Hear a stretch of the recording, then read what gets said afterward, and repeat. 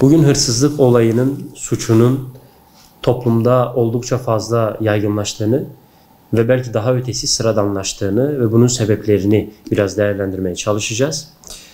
Öncelikle hırsızlık suçunun ve diğer herhangi bir suçun ortak özelliklerinden en önemlisi iki tane temel ayağı vardır. Bu iki temel ayaktan birisi hırsızlığa giden süreçtir. Hırsızlıktan önce alınması gereken önlemlerin alınmamasıdır. Bir diğeri ise hırsızlık suçunun cezasının caydırıcılığının az olmasıdır. Verilecek cezanın ağırlığının az olmasıdır.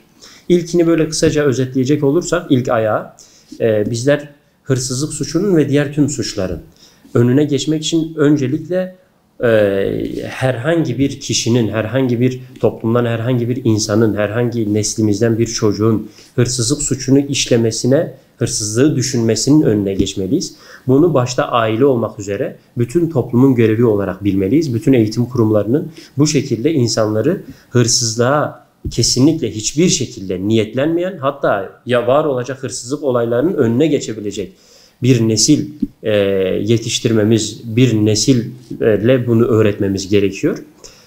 İlk kısım bu şekilde açıklanabilir. İkinci ayağı olan cezaların ağırlığı kısmına gelecek olursak, bir insanın herhangi bir şekilde hırsızlığa niyetlenmesinden dolayı, herhangi bir anında, bir gaflet anından dolayı, hırsızlığa niyetlenmesinden dolayı, bu insanın hırsızlık suçunu işlediğinde o suçun cezasının ağırlığı altında o suçu işlemekten vazgeçmesi gerekir.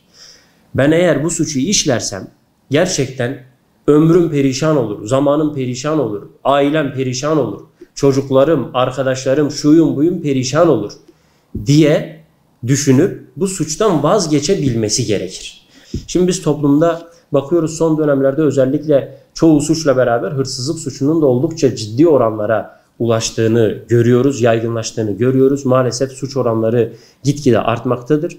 Bunun tabii ilk sebeple bağlantılı, eğitimsizlikle bağlantılı olduğu kadar ikinci sebeple de bağlantısı vardır. İnsanlar o suçun ağırlığı altında ezilmemekte. İnsanlar için o suçun cezası, ağırlığı onları o suçtan engellememektedir. Bu önemli bir husustur. Bu iki ayaktan biridir ve çok önemlidir. Bir suçun cezasının insanı engellemesi gerekir. Şu an hırsızlığa niyetlenen bir insan, aman ben işte hırsızlığı işledikten sonra şöyle kötü olacağım, böyle bilmem ne olacağım, toplumdan dışlanacağım, belki çeşitli şeyler olacak diye düşünmüyor. Hırsızlığı işledikten sonra en kötü bir müddet belki bir gözaltı olur, kısa bir müddet bir cezaevi süreci olur en kötü ihtimalle.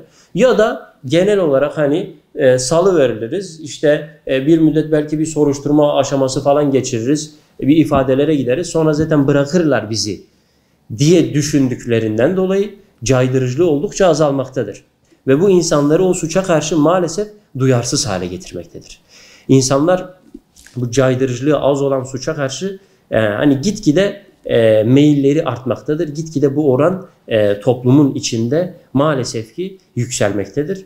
Bizim özellikle temas etmemiz gereken nokta özellikle bir eğitim, iyi bir eğitim almakla beraber ikincisi bu hırsızlık suçunun önüne geçmek için ciddi, gerekli ve olabildiğince caydırıcı cezaların alınmasını sağlamak, cezaların uygulanmasını sağlamak, insanların artık düşüncelerine, aklına, zihnine ben eğer hırsızlık suçu işlersem olabildiğince büyük bir cezaya çarptırılacağım, bundan dolayı bu işten vazgeçiyorum dedirtebilmektir.